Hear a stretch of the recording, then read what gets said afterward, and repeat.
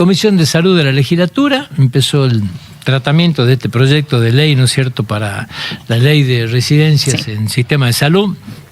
Hay un debate enriquecedor en esto. La idea es ir recibiendo a distintos actores en esto, generar una ley que signifique la formación de recursos humanos, ¿no es cierto?, dándole una serie de garantías a esta formación, mejorando la calidad técnica, todo lo que es la parte humana del estadio de esta persona que se va capacitando, generándole a posteriori, ¿no es cierto?, el pase a planta permanente, una remuneración lógica, una situación laboral lógica también en esto, ¿sí? O sea, darle al residente médico todo este tipo de situaciones, también al formador, ¿no?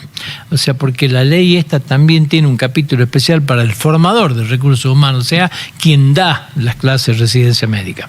Jujuy ha sido fundamental en residencias médicas años atrás, digamos. La residencia del Hospital Pablo Soria era un ejemplo en el NOA. Teníamos mejor residencia que Tucumán, que Salta, a pesar de que no teníamos facultad de medicina, la tenía Tucumán y nosotros teníamos mejor residencia. Bueno, yo no sé si no se vuelve a ninguna instancia anterior, pero la realidad es que Jujuy puede llegar a tener una buena ley y puede tratar de formar los recursos humanos médicos que necesita. Esto creo que es el objetivo fundamental. Así que se está llevando adelante este debate, ¿no es cierto? Se está convocando a distintos actores para enriquecer la ley y recién bajarla al recinto a su tratamiento. Plan de emergencia hídrica. También recibieron los legisladores a la gente de agua potable y saneamiento, Sociedad del Estado, ¿sí? ¿Por qué un plan de emergencia hídrica? Porque hoy se han paralizado completamente todas las obras hídricas. Agua Potable ha presentado un proyecto de 10.000 millones de pesos para la reiniciación de 69 proyectos que de alguna manera están parados o otros no están ni siquiera iniciados. Hay obras de mucha envergadura que las encaraba el ENOSA, con financiamiento de ENOSA, como es la planta potabilizadora y todo el sistema de Libertador General San Martín, que hoy está en este programa, en este proyecto. Jujuy tiene una muy buena cobertura de agua, ¿sí? La tuvo, históricamente ha sido una de las principales de esta provincia con cobertura de agua, hoy cercana al 90%. Cloaca un 78%, son valores muy importantes que la ponen entre las 10 primeras la provincia de Jujuy. Pero ¿qué pasa? Hoy se cortó completamente el financiamiento por parte de Nación. Nación dejó de poner plata en la obra pública, sobre todo en estas obras de saneamiento, que no se pueden parar. Entonces, este proyecto apunta acá, reitero, son 69 proyectos, fueron presentados a los legisladores, se van a financiar con plata de la propia empresa. Pero bueno, hay que empezar a adaptarse a esta nueva Argentina que viene, ¿no? Con un gobierno nacional que va recortando cosas y, Jujuy ya encaró el tema de las obras viales, pavimentación de rutas provinciales. Bueno, ahora está encarando una obra, un plan de emergencia hídrica fundamental también lo mismo. Encaró su propio plan de vivienda. Bueno, esta es la Argentina que viene. Jujuy se está adaptando a eso. Lo que hay que rediscutir ahora es decir, bueno, qué fondo va a mandar Nación, qué no, y cómo se va a financiar todo esto. Gendarmería decomisó el día pasado 5.798 cartones de cigarrillos en 2 procedimientos que se hicieron en el ramal. El mismo escuadrón de Gendarmería, hay 6 detenidos. Esto es una constante. La gente del tabaco siempre plantea lo mismo, ¿no? Una de las cuestiones hay que luchar contra esto, porque es increíble, uno va por ahí, ¿no es cierto?, a algunos comercios a comprar coca, por ejemplo, y va a ver la cantidad de cigarrillos ilícitos que hay, que no han pagado ningún tipo de impuesto y que están ahí a la vista, ¿no? Volvemos a lo mismo, porque esta cantidad de cigarrillos en la ruta hay 6 detenidos, pero si uno va a distintos comercios, distintos vendedores que hay en la capital jujeña, o en cualquier lado también, porque está en Salta también, va a encontrar la cantidad de cigarrillos truchos que no pagan ningún tipo de impuesto, que son estos. O sea, pareciera ser que son delitos en la ruta y no son delitos, no lo están vendiendo. Con la coca pasa algo parecido también, ¿no? Dicho sea de paso, el señor Tabaco, después de tanto tiempo, usted me tiene que haber escuchado a mí un montón de veces hablar de esto, pero ya la Corte definió este tema. El señor Tabaco, Pablo Otero, debe más de $1.000 millones, que por supuesto no lo va a pagar, que lo debe tener ya disfrazado en un montón de lugares, que va a ser muy difícil embargárselo, pero por lo menos que se va a terminar este mafioso con muchos contactos políticos, ¿no? muchos contactos políticos. De hecho, hoy hay un candidato importante que le dicen Pucho, casualmente porque decía que era el operador político del señor Tabaco también, ¿no? Estamos hablando de un personaje del PRO que siempre lo cargan con esto, porque tenía operadores, tenía protectores en esto. Bueno, hoy la Corte le puso ya fin a este tema y le determinó la deuda, ¿sí? Bolivia. Vamos a hablar un poco más de Bolivia. El 19 de octubre va a tener su segunda vuelta. El triunfo de Rodrigo Paz con el 32,14%. Rodrigo Paz, a ver, los tres candidatos que van en punta, este es sorpresivo, pero eran de derecha. Acá podemos hablar de una centro derecha, mucho más limitada, que llegó acá con una serie de promesas electorales bastante populistas para lo que son los partidos de derecha, pero que ahora va a tener que enfrentar a una sociedad compleja. Bolivia, quiera o no quiera, va a tener que enfrentar un proceso de transformación muy grande.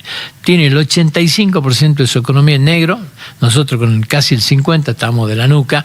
Imagínense lo que es el 85% de la economía en negro. Merece transformaciones muy profundas y muy complejas. Pero después hay una cuestión que está en la ideología de gran parte del pueblo boliviano, sobre todo el pueblo con características indígenas, de los recursos naturales. Y donde si no hay inversiones extranjeras, si no entran capitales de afuera, si no hay una fuerte inversión, la minería boliviana, los hidrocarburos bolivianos, que fueron la potencia que le dio a Evo Morales la posibilidad de sacar a mucha gente de la pobreza, no va a volver a revitalizarse. Si no se pone mucha plata para perforar, no van a volver a tener gas. Si no se pone mucha plata para volver a buscar petróleo, no va a existir esto. Si no se invierte en litio, cientos de millones de dólares que Bolivia no lo tiene, no va a haber litio en Bolivia en magnitud. Va a ser esta producción, casi le diría marginal, ¿no es cierto?, que no existe y no tiene ningún tipo de movimiento en el amperímetro de la economía boliviana. Bolivia necesita una transformación muy grande. ¿Están en condiciones de dársela? Bueno, va a ser de una complejidad muy grande. Un párrafo aparte para Evo Morales, no más allá de estar buscado en la justicia, pero se jacta y se alegra de que teniendo el 18,92% de los votos, somos la tercera fuerza, dice que no es la tercera, es la cuarta, pero más allá de eso, ese voto anulado significa que no tiene representación legislativa, ha regalado toda una participación en el Congreso, que después se quejan cuando la derecha tenga una porción demasiado importante en el Congreso y tenga la posibilidad de sacar leyes a su gusto y paladar y no tener la posibilidad de oponerse. Bueno, esta picardía de Evo Morales, decir nosotros no vamos a votar, porque al anular el voto también estaba aprovechando una serie de ramificaciones que no son de él, pero que también acostumbran, ¿no?, a no votar, a anular. Entonces estaba jugando con esto. Bueno, ahora no tiene representación legislativa esa porción tan grande, ¿no? 18,92% de la gente que ha ido y se tomó el trabajo de ir a votar, bueno, no tiene representación legislativa. No sé de qué le puede servir. Volvió el déficit financiero. Julio tiene esta mala noticia, tiene un superávit primario de 1.700.000 millones, ¿sí? Pero el resultado financiero es de 168.515 millones negativo.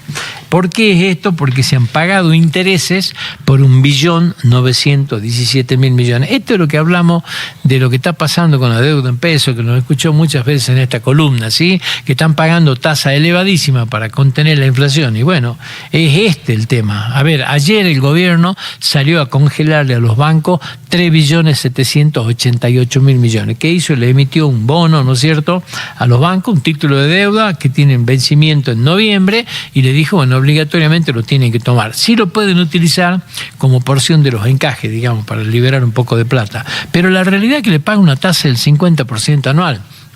Si estamos hablando de una inflación del 1,9, ¿sí?, o del 2%, pagar una tasa del 50%, o sea, más del doble, evidentemente está acá en esto. En algún momento vamos a tener que hablar de la deuda en peso y la cantidad de intereses que estamos pagando, porque como vemos, ya ha dado vuelta más de 7 meses de superávit fiscal. Bueno, hay un superávit primario, pero el superávit fiscal ya no existe más. En julio hubo quebranto fiscal, ¿sí? Así que no es una buena noticia. Cuaderno de las coimas. Hay un peritaje de Gendarmería que estableció que las escribió Centeno, que son reales, y que las copias digitales son correlato exacto de los originales, ¿sí? Esto tira por la borda 6 años de argumentación de que eran meras fotocopias y tal. Bueno, tira por la borda esto. ¿Por qué tiene incidencia grande? Porque 24 de septiembre la audiencia para establecer la mecánica del juicio y el 6 de noviembre arranca el juicio por este tema que la tiene Cristina Fernández de Kirchner como una de las principales implicadas y que la complica sobremanera. Así que arranca este tema también y ayer Gendarmería se expresó. También lo que arranca después de más de 30 días la privatización de AISA, de esta empresa de agua que le da agua al Gran Buenos Aires, digamos, y que la pagamos entre todos. Bueno, se va a privatizar, se privatiza el 90%, se va a vender el 51% a un operador que tiene que ser un operador estratégico, que conocedor del tema. Se había hablado que iba a ser Metroc, que iba a ser esta empresa israelí que está haciendo el trabajo acá en la provincia de Jujuy de la proyección del agua de los próximos 40 años. Bueno, la realidad es que la inclusión de capital privado se va a hacer a través de esta metodología. Hay un organismo trabajando fuertemente. Vamos a ver quién es esta empresa, ¿no es cierto? Porque la empresa israelí desmintió, Mekorot dijo no, nosotros no podemos invertir en esto, lo tenemos prohibido por estatutos. Bueno, vamos a ver cuál es la realidad y qué es lo que termina pasando con este tema.